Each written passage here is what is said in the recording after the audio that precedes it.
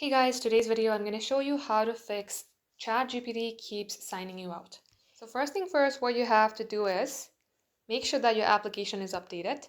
Head over to your Play Store and then search for ChatGPT. And if you see update, select update. If you see open, that means your application is already updated.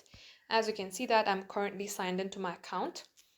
But if it's not the case for you, and first of all, sign into your account.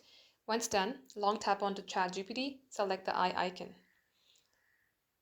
Scroll below, select storage. So that happens when ChatGPT is not storing enough cache.